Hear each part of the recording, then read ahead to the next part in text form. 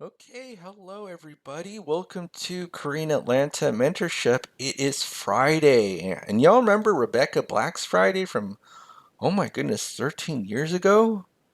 It's a pretty catchy song. In fact, I woke up today and I was just kind of singing or humming the lyrics. It's Friday. Friday, gotta get down on Friday and looking forward to the weekend. Yes, we are. Yes, we are. And we're going to look forward to that weekend with a Velocity Banking Friday Party Review. That's what we're going to call it today.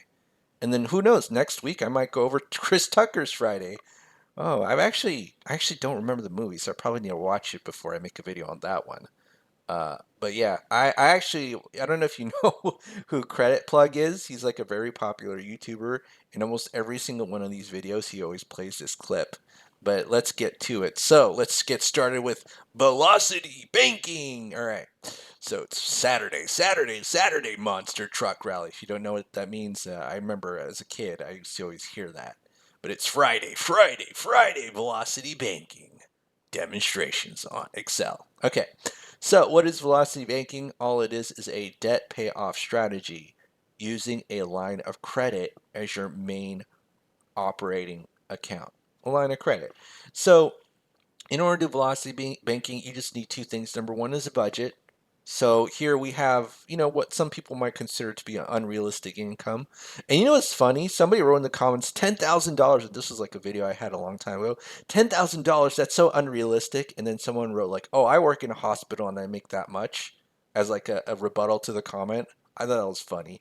But in today's video, we're going to assume that we make $10,000 of income, which I guess would be kind of insane for some people, and we have $10,000 and $10,000 to $15 of expenses, and then we have negative savings. Okay, so most people, you show them this, and they're like, I need to make more money to get out of this.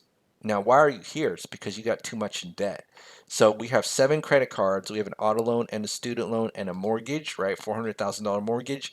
And then we got our general expenses that will never go away. This is like always there, right? Kind of like expenses, like in a rental property, they always calculate debt differently from general expenses. Okay, so this will always be there, but our whole plan is to get rid of this and increase what we call our cash flow, CF. Okay, so now what we're going to do is we're going to kind of demonstrate how velocity banking is actually different from um, the average American. And what the terms average American means is what's your main operating account.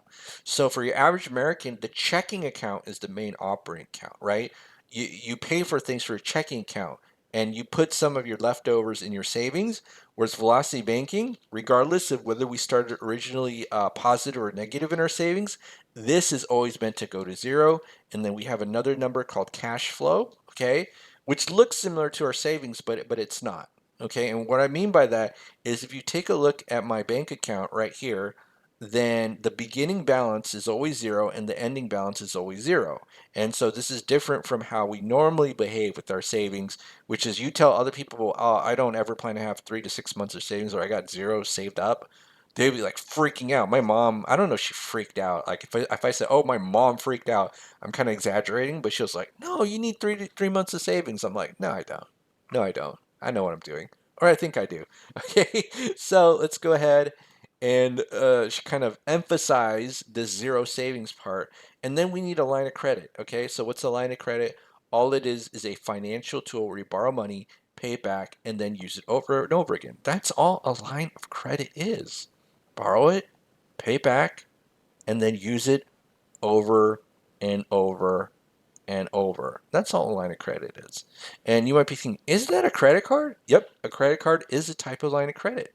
But there's personal lines, home equity, business lines. They got all kinds of lines. In fact, every line of credit has their own little nuances. So, for example, I have one personal line of credit where the limit is about $800. Okay, the limit is literally only just $800, and if I try to withdraw that money on a non-business day or after 9 p.m., it'll be like, oh, you can't withdraw it. Only on business working days before 9 p.m. I'm like, what? um, American Express business lines of credit. So that one's a little bit different because it's like unlimited loans up to a certain point. It's like, well, I guess it's better than nothing. But the type of line of credit that I like to use is the one that gives you maximum freedom. Okay. So I have a home equity line of credit for $280,000. And I could literally go to the bank or a credit union's website, click a button, and dump $280,000 into my checking account. Borrow it at an 8% interest rate, right? And right now I have over $527,000 in lines of credit. Now, here's one unrealistic part of this demonstration because people will be like, well, how do you get a line of credit when you're in this situation? And my answer to that is you probably won't because banks and insurance companies, they're all about risk mitigation. And guess who has like the tallest buildings in all of downtown North America? Banks and insurance companies, right? So if you're going to mitigate risk, if you're a bank, right, you're not going to lend money to people who need it. And this is what I talk about all the time when talking about credit is that banks don't lend money to people who need it because people who need money are a big risk. You didn't think of it that way, did you? Okay, unless you've been hearing these videos before over and over again. But banks don't lend money to people who need it. And so if you're in this situation where it's like, oh my goodness, I'm in negative $15 of savings, man, you definitely use a $200 line of credit, $200,000 line of credit. They probably ain't gonna lend it to you. They ain't gonna lend it to you, right? And so it's kind of like this. Let's say you drove without insurance and you crashed a car, okay? You drove it without insurance, you crashed a car, and then you think, oh my goodness, how am I going to get insurance? Right? So your line of credit is kind of like an insurance policy, but you need to get the insurance policy before you crash the car. And what happens with so many people are like, I don't want to learn any of this. Listen, if I'm going to get into real estate, okay, I don't need to take no courses. I'm just going to do it. And then what happens with their finances is that people are like, I don't need to learn how to drive. Let me just drive. And then they crash the car and they're like, oh my goodness, I probably should have learned how to drive. Happens all the time. I try to sell educational courses to people about this, and they're like, why would I pay for that? And I already have like two friends who were like got into landlording and regretted it after 3 months. But I didn't regret my landlording experience, and you know why? Because I get these sweet, sweet. I don't know if I have it here. Well, I got the sweet, sweet real estate at a discount, $200,000 discount, and I probably need to show my 14 grand check from real estate, which I don't have here. But let's just get to this. Okay, so enough of me flexing. Although I would love to use this whole video to flex my monetary muscles. But all right, so okay, let me get back to this. All right, so let's just assume we have a $200,000 line of credit available. Okay, now here's how the average person would use it. It's like, okay, I had a $2,000 emergency. Let me charge $2,000 to the line of credit. Okay, well, guess what happens when you charge that $2,000 to the line of credit? You probably just get an extra $50 payment, right? Minus 50. And then now you're even more negative into the savings, right? You're $15 negative, now you're $65 negative because it's just an extra payment. Now, what we do at Velocity Banking is we need to make our line of credit into our main operating account. So, what does that mean? Well, what we're going to do is move these 7 credit cards and let's go ahead and sum them up, right? So, 5 plus 8 plus 15 plus 27 plus 30 plus 7 plus 35. That's $127,000. It's kind of like doing a credit card balance transfer, but actually what we're doing is we're dumping $127,000 from our line of credit to our checking account and just paying all the credit cards off. That's all we're doing, okay? And once we do that, guess what? Oh my goodness, these all go to zero. And now we went from negative 15,000 to $4,177 of cash flow. Can you believe it? We did not make more money. Look how this income number is exactly the same. And it's not just about having a line of credit, it's about using our line of credit as our main operating account. Okay?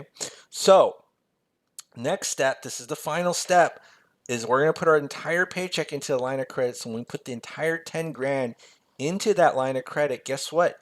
Two things happen. The minimum monthly payment is paid, and two, the interest is minimized because it's based on the average daily balance. So guess what happens when you put your entire $10,000 into that line of credit? You put your entire 10. Well, you minimize the interest because that's going to be the lowest it's ever going to be, right? The lowest it's ever going to be. And so let's just keep going here and put in the formula. And so when we take out our expenses, we just pull out a line of credit. And it doesn't mean we stop using our credit cards, okay?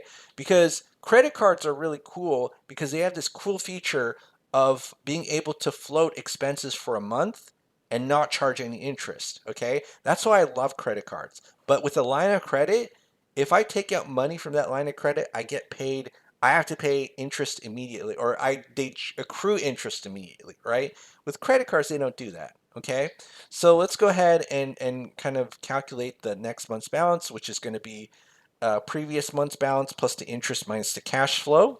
And so let's go ahead and do that. So I2 plus 1, and then this one is G2 plus H2 minus this cash flow number, 4177.18. Okay, and then what we do is we take the average daily balance, right? We take the average daily balance, multiply it by the interest rate, which is zero point 0.1, and then divide by 12. And then that's the interest that's calculated, okay? And now what we do, we see after every single month, whoa, look at this. It just kind of goes down and we're not even trying, right? And so probably in about maybe, 36 months. So exactly 3 years it takes us to pay off that debt. 36 months. Okay. So what we do is rewrite 36 months as the milestone. 36 months and 127K. Whoa, take a look at that. Okay. So that's all.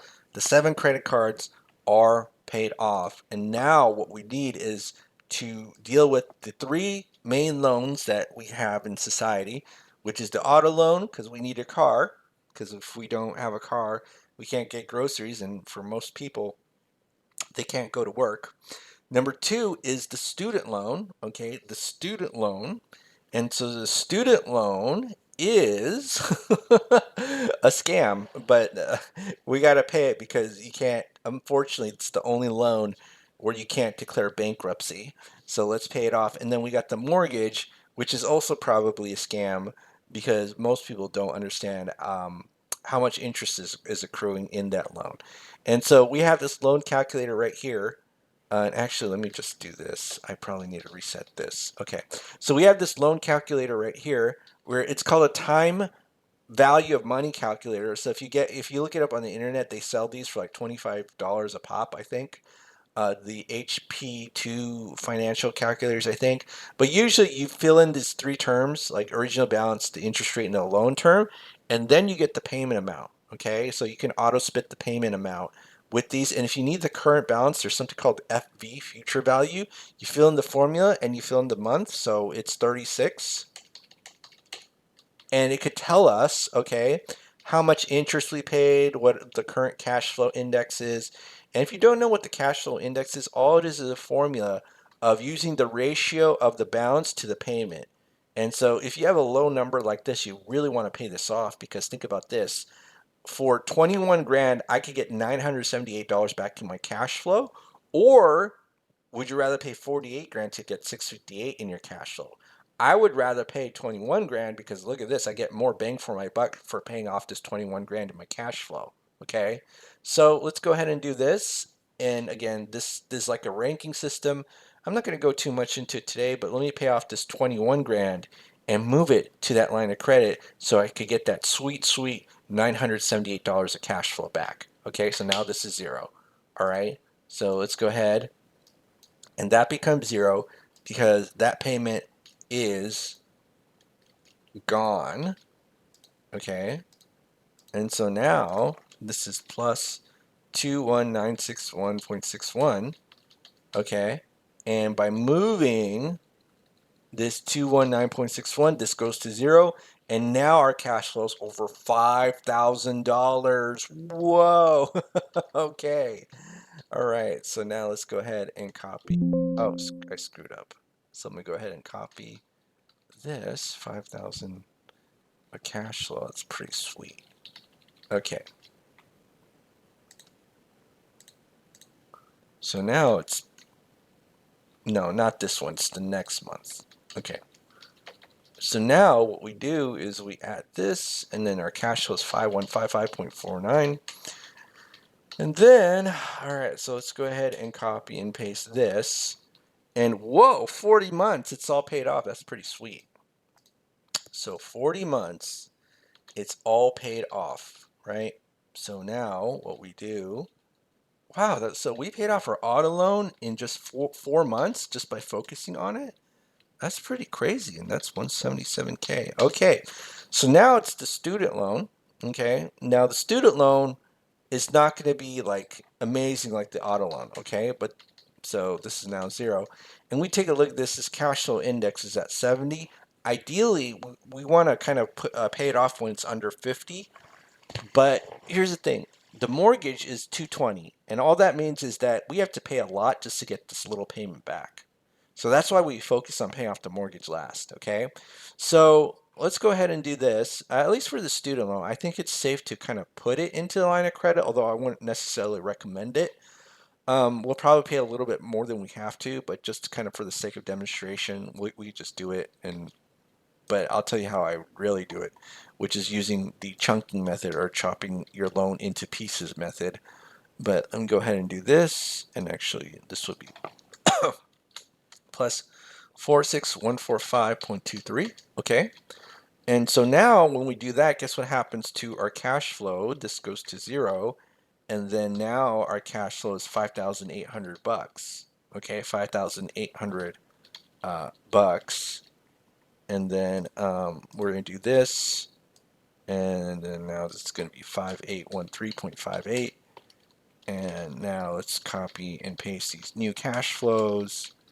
Okay, and then we see in 48 months, whoa, it's been paid off. Okay, and you can see that the interest accrued isn't really that much, right? So it's like, I think if you do it the chopping up the loan method or chunking method, it would only be just minimally more, right?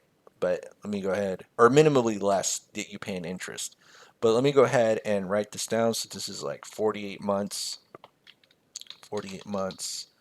And this is 65 plus 177. That's 242K. Okay. And so now we got to focus on paying off this mortgage, right? So again, it's the same deal. And let me just do this. Go to 48 months in here. This is now 0. And let's actually calculate how much we paid off. So what's 400 minus 365? So 400 minus 365. So that's 35K, right? And so it took us about, what's 40 divided by 12? Is it 4 years? Yeah, I think it's about 4 years. Okay, so 4 years to pay off 35K. Now let's just do this. Let's say we move 35K into here, okay? And again, you don't have to use a huge amount.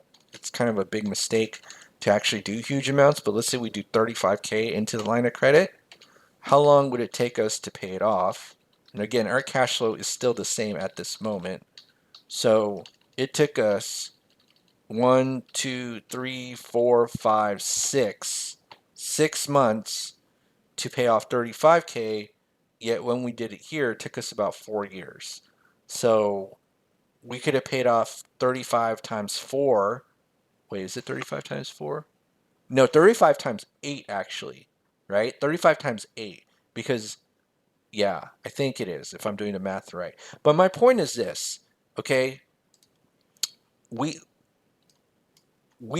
don't want to move this loan into a line of credit because it's a 3% interest loan and we're moving into 10% line of credit and we don't have enough cash flow to kind of offset that interest rate. One of the things you can do is just do small amounts, kind of like similar to your paycheck, and then you should be good, right? And again, why use a line of credit instead of directly paying the savings or into as an overpayment is because the default option messes with the control of your cash flow, right? So the reason why people refinance is because when you overpay a loan, you have no control over your money. And that's the honest truth. Like, that's the whole point of having this line of credit, so that you make it easy for yourself to have access to your cash. And one of the things people are really obsessed about is like, well, if you just put all your cash into directly into the loan, that's 0%. And what I'm saying is that you don't necessarily want the cheapest option if you have no features, right? And it's like a Netflix account that you can only watch from 1 to 6 a.m. It's the cheapest option. Okay, pay 10 cents more for a Netflix account where you can watch it any time of the day. And so that's kind of what it sounds like to me, that I'm looking for the most value, right? The most value, not necessarily the cheapest option, but the most value or most bang for my buck. Okay, hopefully that makes sense. All right, so let me pull out this velocity banking calculator majigger. Open it up. And the cool thing about this is all I got to do is just fill in the numbers, and then we're good, right? Just so if you want to know where I got this from, it's from Renatus, where I actually, resell their products as an independent um, mar- marketer. I'm sorry, it's 6:49 a.m., so I'm kind of like half sleepy. But that's how we start our Fridays off. We do velocity banking parties at 6:50 a.m. on Friday. But yeah, so they provide this calculator, and so it's an easy way to determine your payoff. And all you gotta do is just fill in the numbers here. And so just give me a moment to do that. So it's $400,000, for $400,000 at 3%, and then the monthly payment is 1686.42. 1686.42. Okay, and so now let me just kind of redo these numbers. So what's the current balance? The current balance is 365040. Okay, I'm looking at the other screen. 365040. What's our monthly income? It's that sweet 10 grand that people think is impossible until someone flexes in the comments that they work in a hospital and it is possible. Yeah, so now let's go to living expenses. So if I look in the other sheet, it is 2,500.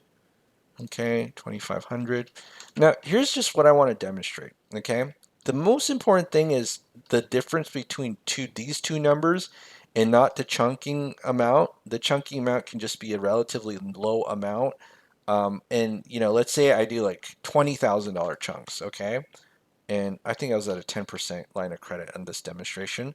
But look at this, 28 grand. But let's say I do $10,000 chunks. Okay, 27 grand, right? So the lower the better. I mean, it makes sense, right? Because you're moving from 3 to 10, okay?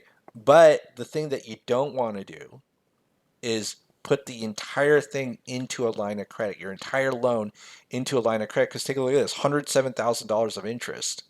All right, why would I want to pay $107,000 versus 27, right? So again, it's just a small amount that we want to pay. Now, here's the thing: if the interest rate were comparable, I'm doing like 3 to 3 or 8 to 8, I'd be like, yeah, I might consider it. But when it comes to replacing your mortgage, that's really when the interest rate matters. In fact, here's the crazy thing. Okay, I'm going to tell you something crazy. So let me just replace my mortgage again. Okay, so this is, if I replace my mortgage, it's 107K in 5.3 years with a 10% a line of credit. But okay, let's just do $10,000 chunks at 30%. It's only 4.5, it's only 33K and 4.5 years. So this is the part where people get confused, is that yes, the interest rate does matter, but it's not the only thing that matters, right? This is too nuanced for most people. So would I use a 30% credit card rather than a first lien HELOC? Oh, heck yeah, I would if I'm doing it right, but I'd rather get the 10% line of credit to do my chunking, right? Or 8%, okay? So a little bit nuanced there. Obviously, you want the lowest interest rate tool, but you want to get the most value as well. Okay. So now let's just go ahead and copy the results. So let me just do 10%, and then I'll just say it's 4.4 years, and then we'll go back here. And then now, so it's 48 divided by 12 plus 4.4. That should be 8.4. Is that right? 8.4 years. And we are debt free. Okay. So I think that's 642K debt free. Okay. Whew. All right. So we're good. And now this is 0. Okay. And now this number is $7,500 a month. So now after every single month, you're getting $7,500 in your savings, or not 7,500. And so after every month, this is going to multiply and increase, right? Yep. Okay. That's it for today, everybody. Happy Friday. And probably by next week, I will watch Friday with Chris Tucker if I have time. All right. Have a great day, everybody, and we'll speak next time.